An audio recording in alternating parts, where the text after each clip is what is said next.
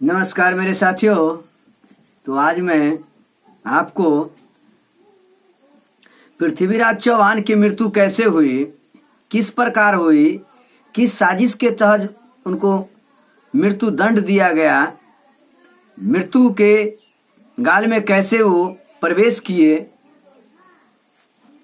वो किस षड्यंत्रकारी नीति के द्वारा उनकी मौत हुई और अभी तक भी उनका असलियत साक्ष्य नहीं मिल पाया है।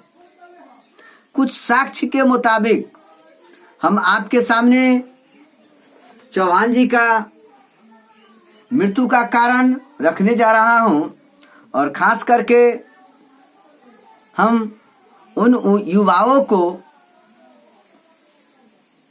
प्रेरणा देने जा रहे हैं कि चौहान जी का क्या इतिहास रहा है, पृथ्वीराज चौहान का क्या इतिहास रहा है, क्या उनका सोच था, कितनी उनमें अदम्य साहस थी, भारतीय संस्कृति के प्रति उनको कितना लगाव था और भारत के नए इतिहास को उद्भव कराने में उनका कितना बड़ा योगदान था।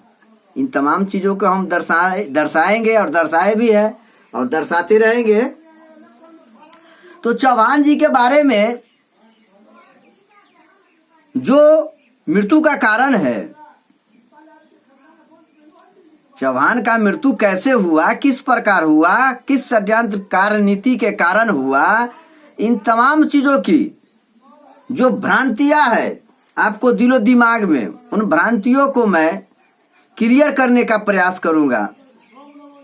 देखिए, हमारे सनातन धर्म, हिंदू धर्म और इस्लाम धर्म में आकाश जमीन का अंतर है। सभी धर्म का एक ही लक्ष्य है, अपने संस्कृतियों को शीर्षस्थ स्थान पर ले जाना।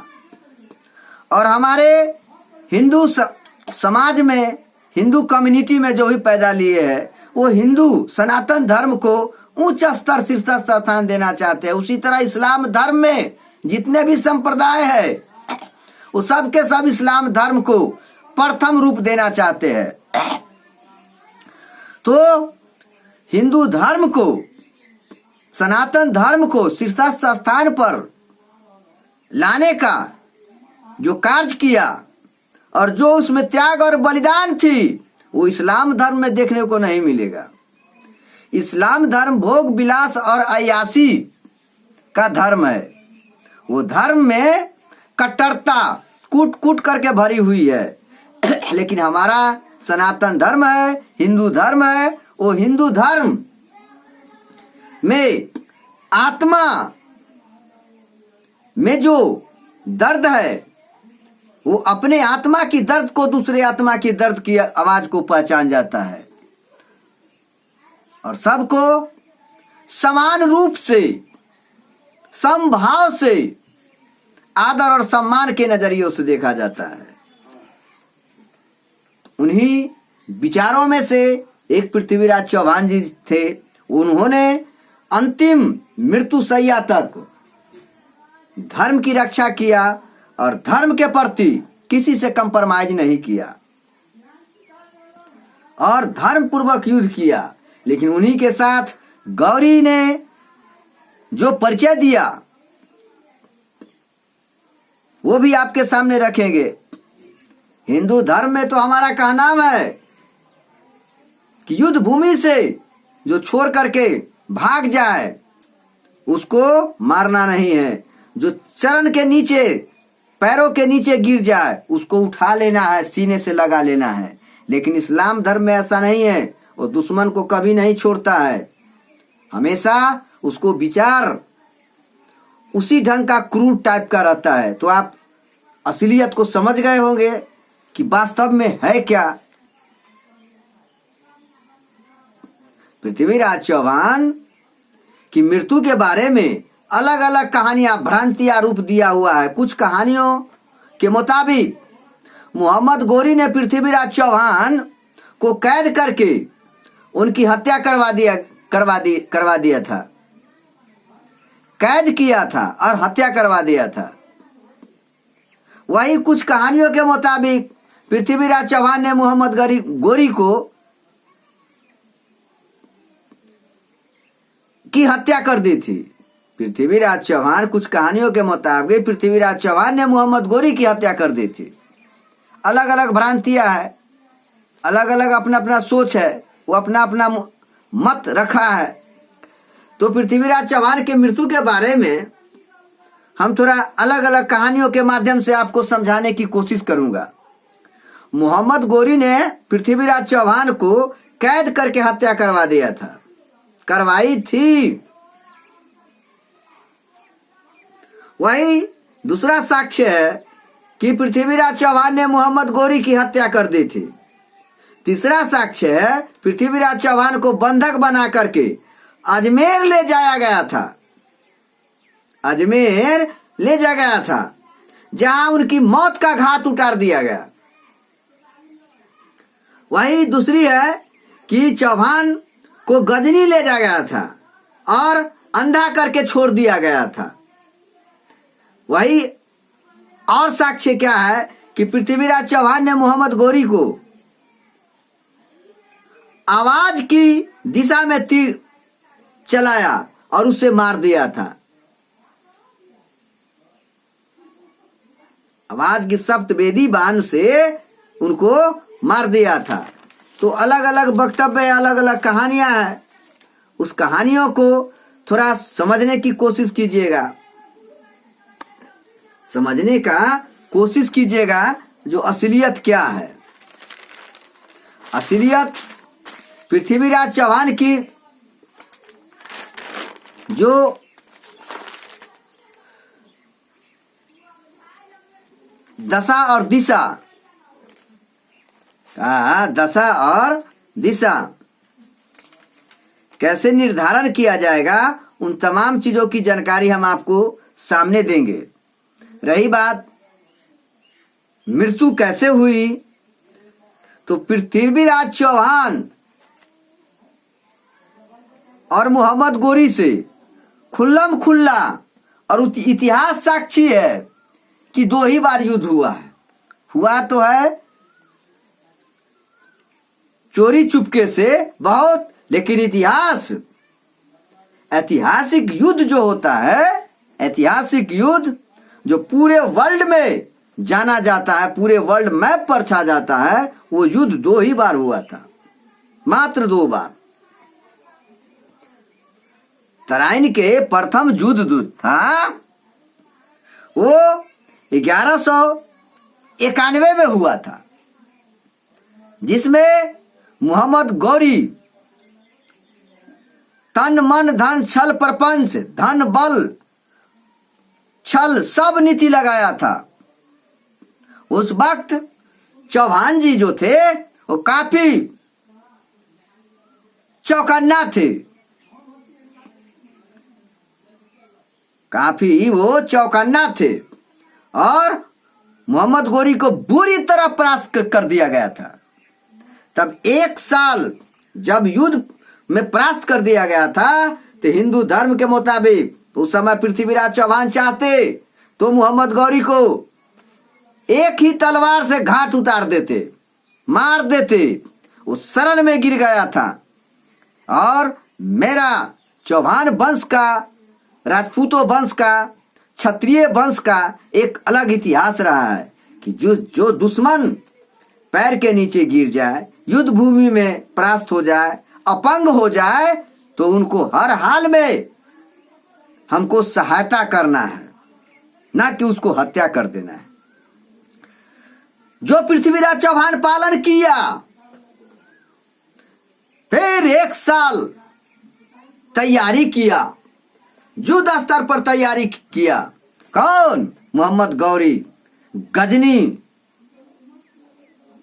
के शासक, गजनी के शासक। वो खुल करके तैयारी किया और तैयारी करने के बाद वो क्या किया, जो गौरी, जो विशेष रूप से वो इस्लामिक धर्म का राजवंश से ताल्लुकात रखता था। इस्लामिक धर्म में तो जन्म लिया था, लेकिन वो राजवंश से ताल्लुकात रखता था मोहम्मद गौरी।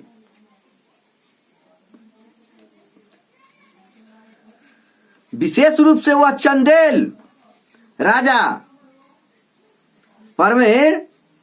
परमादिदेव के खिलाफ सफल रहे थे। उन्होंने गौरी के राज शासक घराना से ताल्लुकात रखता था। प्रारंभिक आक्रमण तो वो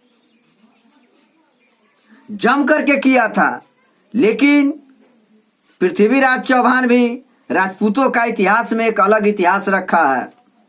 उन्होंने राजपूतों का जो आन बान शान होता है वो प्रथम युद्ध में, प्रारंभिक युद्ध में ही दिखला दिया था और बुरी तरह परास्त कर दिया था। जो उसको हिम्मत नहीं जुटता था, साहस नहीं होता था कि पृथ्वीराज चौहान के खिलाफ हम युद्ध की रणभेरी को छेड़े, युद्ध करने के लिए हम तैयार हो, प्रिपेयर्ड हो, ऐसा उसमें साहस, अदम्य साहस ही नहीं पैदा होता था। तो उन्होंने क्या किया कि गौरिंदो, जो गौरिंदा था, जो गौर देश का था, गजनी का, गौर देश का, उन्होंने गौरिंदो को विशेष रूप से प्रशिक्षण दिया। 1 साल तक तैयारी करवाया और पूर्ण कट्टरता ज्ञान से पूरे, यहां पर लोग फौज बोलते हैं आज के जमाने में, उस समय पैदल सेना था जो पैदल युद्ध करता था, गोरिंदा को पैदा किया। एक पर एक लड़ाकू मिसाइल दिमाग में दे दिया, भर दिया कि पृथ्वीराज चौहान को इस बार हर हाल में परास्त करके पूर्ण दिल्ली का अधिकार हम अपने हाथों में ले लेंगे। ये गौरी का विचार था, एक गौरी का सिद्धांत। तो तराइन के दूसरी लड़ाई जब हुआ 1192 में, तो उस वक्त पृथ्वीराज चौहान संयोगता के साथ भोग विलास कर रहा था, वो प्रलाप कर रहा था। जिंदगी का अंतिम सुख जो होता है परमानंद की प्राप्ति में था। वो 12 बजे रात में पृथ्वीराज चौहान के क्षेत्र पर आक्रमण कर दिया। उस समय संयोगता बोल रही थी कि स्वामीनाथ, आप मत जाइए युद्ध भूमि में, इस समय हमारी आत्मा जो है वह स्वीकार्य नहीं है। वो कमर पकड़ लिया था और कमर में जो तलवार था वो संयोगता ही सजाया था। मजबूरी बस छोड़ करके भागना पड़ा। उस वक्त टेम्परामेंट, मिजाज क्या होता है सो आप सब भली बात ही जानते हैं। उस टेम्परामेंट में युद्ध भूमि में गया, जिसके कारण छल नीति के द्वारा, धोखा नीति के द्वारा पृथ्वीराज चौहान को गोरिंदो के माध्यम से युद्ध भूमि में बुरी तरह परास्त कर दिया और उनको बंदी बना करके ले गया। उस समय हमको तो पूर्ण विश्वास है कि इस्लाम धर्म में बंदी बनाने का कोई राइट नहीं है। उसी समय उनको हत्या कर दिया था, अपाहिज हो गए थे, हत्या कर दिया था। एक बगल गुलेल चलाता था, एक बगल से तीर चलाता था, सोचने पर मजबूर कर दिया था। हर एक कोना कोना पर मोहम्मद गौरी अपने जैसे हजारों गौरी को पैदा करके तब एक पृथ्वीराज चौहान पर आक्रमण किया था। जिस तरह अभिमन्यु को सभी महान सेना नायक, धनुर्धर था महान, सब मिल करके चक्रव्यूह के द्वारा हत्या कर दिया था, उसी तरह पृथ्वीराज चौहान को हत्या कर दिया गया था। लेकिन इस्लामिक धर्म को ऊपर उठाने के लिए तरह तरह से भ्रांतियां पैदा करता है। किस तरह उनको हत्या किया गया, सप्तवेदी बाण के द्वारा उन्होंने चंद्रबरदाई और अपने दोस्त के साथ मौत के घाट उतर गए। एक पर एक प्रमाण देता है, लेकिन सब भ्रांतियां है। हकीकत यही है कि 1192 में तराइन के प्रथम द्वितीय युद्ध में उनको युद्ध भूमि में ही हत्या कर दिया गया था। चलिए मैं इसी के साथ अपना शब्द को विराम देता हूं। आगे मैं फिर आपको चौहान जी के बारे में विशेष बताऊंगा। धन्यवाद। Thank you.